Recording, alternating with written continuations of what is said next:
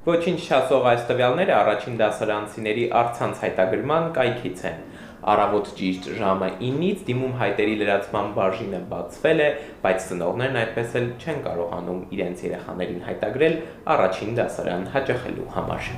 Հերթական տարին հերթական միևնույն խնդիրը երեխային առաջին դասարան ուղարկելու համար հայտագրելն արդեն տարիներ շարունակ ծնողների սթրեսների պատճառների ցանկն է համալրել։ Նախորդող գիշերը ծնողները չեն քնում, բաց աչքերը ժամացույցի վայրկյանաչափին պահում, որ 9-ի ղողանջների խփելուն պես իրենց երեխայի համար նախընտրած դպրոցում տեղ ամրագրեն, այն էլ մեկ կայքը չկա, մեկ տվյալները հնարավոր չէ լրացնել։ Տարվա նույն ժամանակահատվածում Facebook-ի օրակարգից անպակաս են դժգոհող հայրեր-մայրերի ստատուսները։ Այսօր առավոտյան ժամը 9:00-ին հայտագրման պաշտոնական մեկնարկին համակարգը խափանվել է։ Ամենայն հավանականությամբ պատճառը օգտատերերի միաժամանակյա մեծ հոսքն ու գերծանրաբեռնվածությունն է եղել։ Թեև ցանկացած համակարգի պարագայում տեխնիկական խափանումները հասկանալի են, սակայն նման ռազմավարական նշանակության հարթակները պետք է այնպես նախագծվեն, որպեսզի անխափան սպասարկեն անգամ շատ մեծ թվով միաժամանակյա մուտքեր։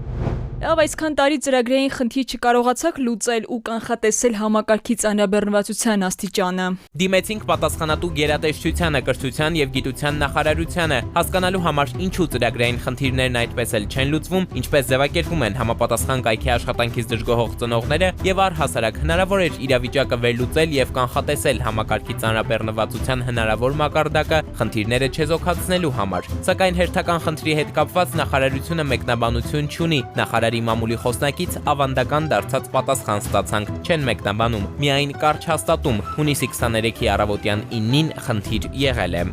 Համակարգը բացվել է ժամը 09:00-ին, այո, ունեցել է ծանրաբեռնվածություն, ինչը բոլոր շահառուների համար նույնն է եղել։ Ծանրաբեռնվածությունը հետզհետե թուլացել է եւ ներկայում աշխատում է առանց որևէ խափանման։ Սուրանկյունը գնաց տեղեկատվական տեխնոլոգիաների մասնագետների գնահատականի հետևից։ Ի վերջո ծրագրային այս խնդիրն անլուծելի է, հարցնում ենք Սամվել Մարտիրոսյանին։ Տեսականորեն կամայական հարց կարող է լուծում ստանալ, որ ասում եմ փողին մունա։ Տեխնիկապես բնականաբար կա հնարավորությունները, կան երկրներ, որոնք Հայաստանից շատ ավելի մեծ են։ Ուղղակի հարցը անում է, որ երևի թե առաջինը պետք է երևի բյուջեն այդ ամեն ինչի մեծացնել մեկ, երկրորդը նաև լրացուցիչ բյուջե ունենալ ստրես թեստերի, այսինքն նախորոք այդ համակարգը մեծ քանակի ծանրաբեռնվածության տակ գցել, որպեսզի տեսնել ինքը ոնց է աշխատում։ Դպրոցներում առաջին դասարանցիների հայտագրման համար ծնողների հոգսերն այսքանով չեն սահմանափակվում։ Հունիսի 23-ին մեկնարկել էր դպրոցների ընդունելության միայն երկրորդ փուլը, իսկ առաջինը դեռ հունիսի 8-ից էր սկսվել։ Սա այն երեխաների համար էր, որոնք պետք է հայտագրվեին այն դպրոցներում սովորելու համար, որտեղ արդեն իսկ սովորող քույր, եղբայր, աշխատող ծնող ունեն։ Նաև եթե ընտանիքն անապահով է, երեխան խնամակալության ներքո է կամ էլ հաշմանդամություն ունի։ Պարզ ասած, եթե շենքի առջև գտնվող դպրոցում առաջին փուլով բոլոր տեղերը սպառվեն, երկրորդ փուլով ծնողները ստիպված են որևէ այլ դպրոցի ճամփան բռնել։ Վերանայեք այն հարցը, որ երեխան չի կարող գնալ իր հարևանությամբ գտնվող դպրոց, քանի որ արտոնություններ չունի։ Միթե երեխան արտոնություն չունի սովորել մոտիկ իր թաղամասում գտնվող դպրոցում, այլ տանջվելով պետք է 4 կիլոմետր քայլի 5 տարեկան երեխան։ Վերանայեք այս հարցը, վստահ եմ, ինձ նման շատ ծնողներ կանգնել են այս խնդրի առաջ։ Մեր ժամանակներում այնքան հեշտ էր դպրոց գնալը, իսկ հիմա Սա օրենք չէ, այլ լուրջ խնդիր, որը բազմաթիվ ընտանիքների առաջ է կանգնեցրել անհասկանալի իրավիճակ։ Ինչպես կարող է երեխան չընդունվել իր բնակավայրին ամենամոտ դպրոց, իսկ ծնողներին չտրամադրվի հստակ պատասխան, թե որ դպրոցում եւ ինչ հեռավորության վրա է նա կարող ընդունվել։ Աշխատող ծնողների համար սա ոչ միայն անհարմարություն է, այլև լրացուցիչ բեռ եւ ժամանակի կորուստ։ Անարտարության այո խնդիր կա, եթե հաշվի առնենք թե որքան երեխա է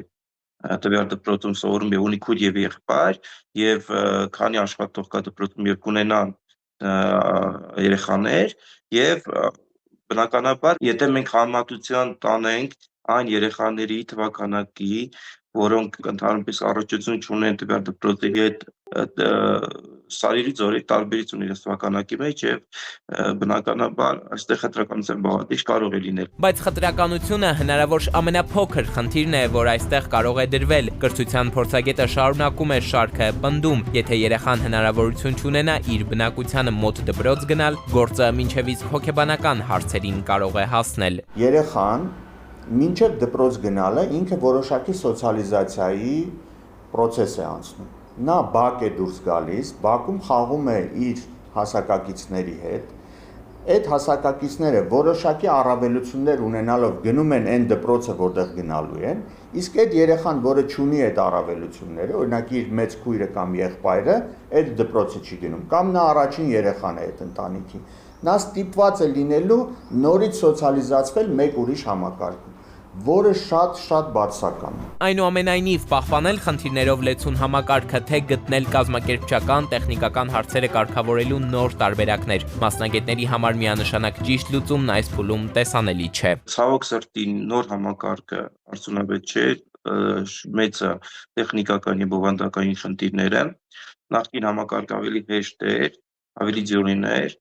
չնայած նախկին համակարգի դեպքում էլի դիմում էին դպրոցներին, որպեսզի իրենց երեխաներին հայտագրեին։ Մասնագետներն ասում են, դպրոցն այն առաջին հաստատությունն է, որտեղ երեխան պետք է մուտք գործի վստահությամբ, ոչ թե ծնողի պայքարի ու տեխնիկական անորոշությունների պայմաններում, իսկ երբ կրթության ճանապարհը սկսվում է խափանումներից, անհավասար հնարավորություններից, խնդիրը վաղուց արդեն միայն ընդունելության կարգը չէ, այն վերաբերում է կրթական համակարգի կազմակերպման տրամաբանությանը, որը դեռ սպասում է իր արդյունավետ լուծմանը։